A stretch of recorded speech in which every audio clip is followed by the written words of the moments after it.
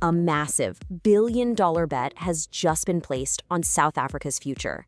So today, we're going to unpack how this single investment is about to reshape two of the country's biggest industries, agriculture and energy. Okay, let's start with the number itself, 17 billion rand. Now, that's not just a big number. It's the kind of money that builds a new industry titan right here on the African continent. And, this is about so much more than just the money.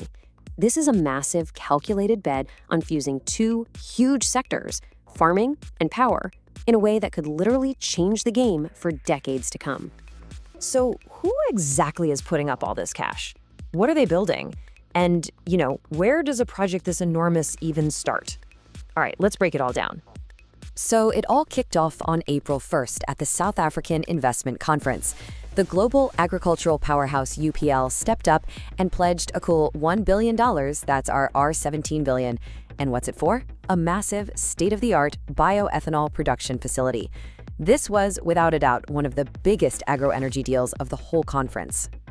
But here's the thing, UPL isn't doing this all on their own. Nope, this is a huge public-private partnership. UPL is bringing the capital and the know-how, but the South African government, through a group called Infrastructure South Africa, is playing the crucial role of facilitator, basically making sure all the pieces of this giant puzzle fit together.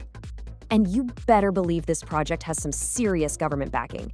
The Minister of Public Works himself said this deal is proof that their big push for delivery is actually working. Now, that's more than just a nice soundbite. It's a signal from the very top that they are committed to clearing the way and making this venture a success.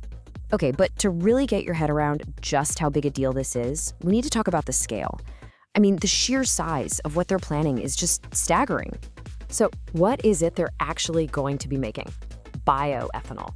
It's a renewable fuel made from crops. In this case, things like sugarcane and maize. Think about it. This project is creating a direct pipeline from South Africa's farms to its fuel tanks. It's literally turning crops into energy. And the production numbers are just mind-blowing. The plan is to churn out up to 1.3 billion liters of bioethanol every single year. Look, a plant of that size isn't just a big deal for South Africa. It would be one of the largest of its kind on the entire continent. Now, of course, to make that much fuel, you need an incredible amount of raw materials. We're talking about needing around 400,000 hectares of farmland just to grow the feedstock, the sorghum, sugarcane, and maize. That is a huge slice of land being dedicated to creating energy. And here's why this is so important for the agricultural sector. The plant is going to be buying all those crops directly from farmers, both small-scale growers and large commercial operations. This instantly creates a brand new, reliable market, pumping billions of rands straight back into the farming community. Now, a deal this big doesn't just happen in a vacuum, right? So let's zoom out for a second and see how this R17 billion commitment fits into the bigger picture of South Africa's investment drive. At that same conference, there was a total of over 415 billion pledged for brand new projects. So there's clearly a lot of investment confidence in the air. But even inside that massive number, this UPL deal really stands out. And this is where it gets wild. Look at this. If you take all 5 of the other agro-processing projects that were announced and you add up their investments, you get to 7.3 billion rand. UPL's single project? 17 billion rand. It's more than double all the others combined. This isn't just another project. It's the undisputed heavyweight champion of the entire sector. So with a project of this magnitude, the big question has to be, who gets a piece of the action? Well, it turns out there are several really clear lanes for all kinds of businesses to get involved. There are basically 5 main avenues here. First, and most obviously, you have the farmers and agricultural producers who will be supplying the crops. Second, the engineering and construction firms. Someone's got to build this thing. Third, the banks and financial institutions needed to structure all the financing. Fourth, you've got logistics operators. All that stuff has to be moved by road, rail, and sea. And finally, technology suppliers, providing everything from high-tech distillation equipment to advanced farming machinery.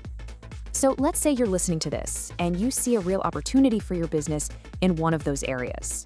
What do? How do you actually get a foot in the door? Well, here's your step-by-step guide. Okay, the process is pretty straightforward. Your first port of call for any initial questions is Infrastructure South Africa. They're the official government facilitator. If you're looking for a more direct partnership, then you'll want to get in touch with UPL's team here in South Africa. And of course, as the project moves along, you absolutely have to keep an eye on the government's e-tender portal. That's where all the formal contracts and opportunities will be posted. At the end of the day, this R17 billion bet is way more than just a new factory. It's the birth of a new agro-energy giant for the entire continent. So the only real question left is, will you be a part of it?